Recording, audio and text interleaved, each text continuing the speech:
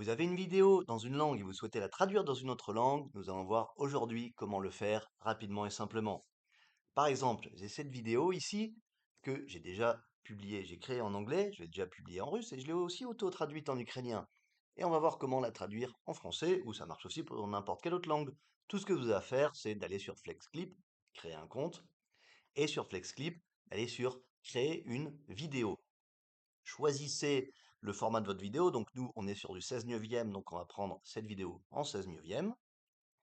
Voilà, donc vous pouvez importer le média, mais on va pas le faire ici parce que ça prend du temps. Donc cliquez ici et sélectionnez la vidéo à traduire sur votre ordinateur.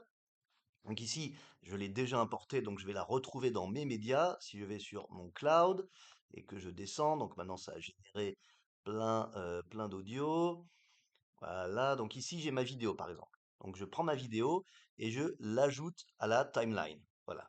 Donc j'ai une vidéo ici qui fait 5 minutes 43 que je veux traduire.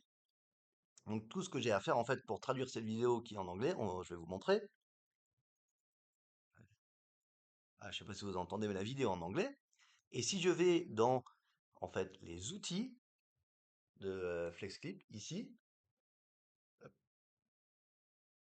tout en bas, j'ai ici voilà l'option AI Translator, donc le traducteur d'intelligence artificielle pour créer des vidéos multilangues simplement. Donc on a plusieurs options. On peut soit traduire le texte du projet, soit traduire l'audio du projet en texte, ou traduire l'audio qui est dans le projet en audio dans une autre langue. Ce qu'on va faire, on va dire de l'audio vers l'audio. Donc il faut choisir la langue d'origine. On a plein de langues. Donc nous en l'occurrence, c'est notre vidéo est en anglais et la langue cible. Voilà, donc on a plein de langues, ça va de l'afrikaans d'Afrique du Sud, ça passe par le chinois, l'anglais, le français, l'allemand, voilà, il y en a plein, le polonais, l'espagnol, le russe, etc. Ça va jusqu'au zoulou, donc il y en a vraiment plein. Donc, par exemple ici, on va mettre la vidéo en français pour voir ce que ça donne, et on peut même choisir le type de français, donc le français belge, le français canadien, le français français, le français suisse. On va prendre le français de France. Et ensuite, on peut choisir une voix. Donc, suivant les langues, on a des options différentes. C'est des voix différentes qui sont disponibles pour les langues. Donc, on peut choisir Denise, Henri, Alain, Brigitte ou Céleste. Et on peut avoir ce que donne la voix. Voilà.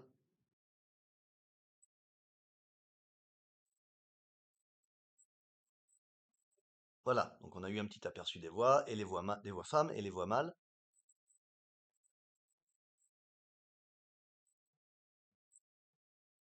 Voilà, donc par exemple, moi j'aime bien la voix de Céleste, donc je choisis la voix de Céleste. Ensuite, je peux même choisir le style de voix, donc ça dépend aussi de la langue et des voix disponibles, donc on va voir ce que ça, la différence.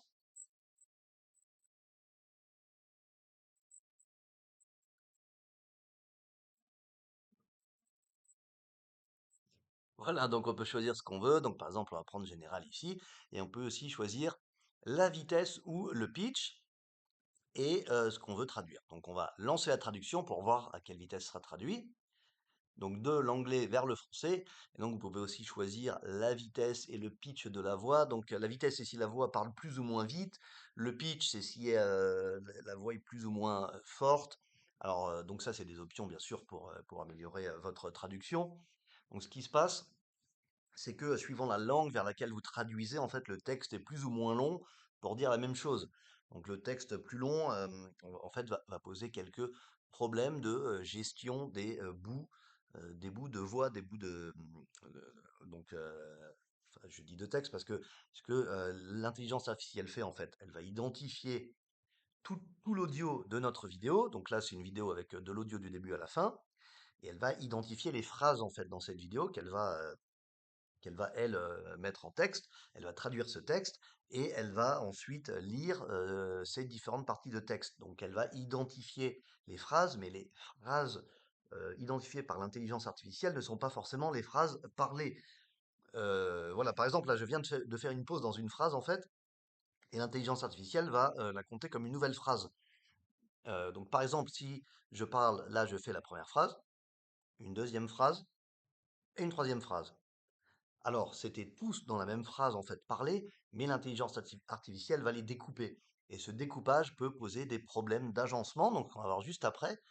Et vu que on va laisser en fait l'intelligence artificielle traduire par derrière, je vais vous montrer donc une vidéo déjà traduite. Donc si je retourne sur un projet que j'ai déjà traduit, donc là c'est la même vidéo en fait que j'ai traduite en russe. On va juste attendre que ça charge.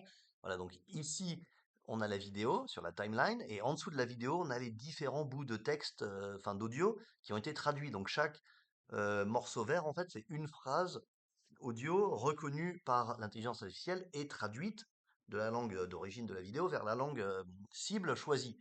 Alors si on zoome un petit peu, donc vous voyez qu'il y en a plein, et là c'est qu'une vidéo de 5 minutes 43. Donc, si on zoome, alors là j'ai déjà en fait tout agencé correctement, mais au départ, donc il y a des morceaux d'audio qui se chevauchent. Et donc on va le voir dès que la vidéo aura été traitée et traduite en français. Donc on pourra aussi traduire dans une langue qu'on ne comprend pas, hein. Et on va voir comment faire. On peut visuellement déplacer en fait les moments auxquels les bouts d'audio sont lus. Donc on peut aussi par exemple les réduire. Hop, on fait juste comme ça et on enlève la partie vide au bout de l'audio. Donc vide parce qu'en fait il y a peut-être aussi des sons que nous on n'entend pas, que l'intelligence artificielle a reconnu. Et voilà, donc on peut réagencer en fait pour que plutôt que deux sons ne soient joués en même temps, que chaque son, donc on voit le son en vert foncé, c'est l'audio dans la partie d'enregistrement générée par l'intelligence artificielle. Donc là il y a de l'audio par exemple, ici il y a de l'audio, mais ici au bout il n'y a pas d'audio. Donc on peut déplacer les autres morceaux d'audio en conséquence pour éviter que l'audio lu par l'intelligence artificielle ne se chevauche, que deux d'entre eux ne se chevauchent. Voilà. Donc c'est ça qu'il faut faire à la fin manuellement.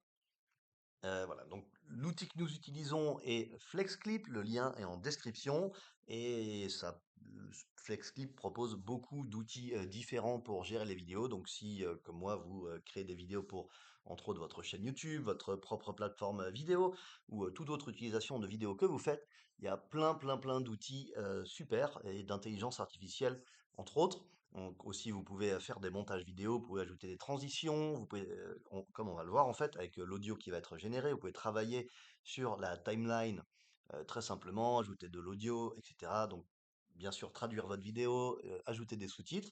On va aussi ajouter des sous-titres puisqu'on a coché, voilà, la case ajouter les sous-titres. Alors, on peut l'enlever aussi, mais ce qui est bien qu'on ajoute les sous-titres, c'est qu'au moins on voit ce qui se passe. Donc, ici, en haut, on a les morceaux de sous-titres, donc les phrases en fait qui ont été identifiées par l'intelligence artificielle. Là, on a notre vidéo. Et en bas, on a les morceaux d'audio qui ont été générés. Donc là, ils sont en train d'être chargés. Une fois chargés, on verra dedans mieux à quel moment il y a des morceaux parlés et à quel moment il y a des audios qui se chevauchent. Donc ça, il faut vraiment le vérifier. Donc les sous-titres, eux, ne se chevauchent pas, ça marche plutôt bien. Mais l'audio, donc on peut peut-être le voir, où est-ce qu'on peut, visuellement s'en rendre compte qu'on a des morceaux d'audio qui se chevauchent? Là voilà. Donc là, par exemple, on a l'impression qu'il y a des morceaux d'audio qui se chevauchent, donc il va falloir aller vérifier ça et c'est probablement parce que, le texte là, en fait, il prend plus de temps à le lire donc avec la voix que le temps qui était originellement, parlé pour ce morceau de texte exact dans la version originale. Donc c'est ça qu'il va falloir gérer. Et on peut le faire visuellement, mais là, en l'occurrence, ça a l'air en fait d'aller plutôt pas mal. Il y a plutôt peu de chevauchements. Et voilà, donc dans d'autres langues, on a eu moins de chance. Ah là, il y a pas mal de chevauchements. Voilà, donc on voit plein d'audios qui se chevauchent les uns les autres. Et il va falloir vérifier en fait que tout va bien. Et s'il y a des problèmes, simplement déplacer les audios en conséquence. Donc tout se fait en drag and drop à la souris. C'est simple, c'est rapide, voilà. On voit que les audios commencent à être chargés, on a un peu plus de détails sur leur contenu, et alors on va zoomer un petit peu pour mieux voir, et on attend que ce soit chargé, et voilà, donc en zoomant, en fait, on voit qu'il y a plein de chevauchements. Il y a plein de chevauchements, mais tant que c'est pas chargé, on ne sait pas s'il y a quelque chose de parlé ou pas, voilà. On commence à voir, ici, ça a l'air de quasiment se chevaucher, donc on va essayer, on va se mettre ici dans la timeline, on va cliquer sur play, et on va voir. Donc là, en l'occurrence, ça allait. Si on va ici, ouais, c'était limite, mais ça passe. Donc là, on va quand même juste déplacer un peu celui-ci. On va déplacer un tout petit peu aussi celui-ci. Ah, ici, voilà. Ici, on a de l'audio qui se chevauche. Juste ici, là. Cet audio-là et cet audio-là se chevauchent. On va voir ce que ça donne. Voilà. Je ne sais pas si vous avez pu entendre, mais il y a deux audios qui se chevauchent. Donc ça, il faut régler le problème. Donc, on prend cet audio. Hop, non, je ne veux pas le réduire, je veux le déplacer. Et je le déplace ici, à la fin de l'audio précédent. Et je lis pour voir que ça va bien.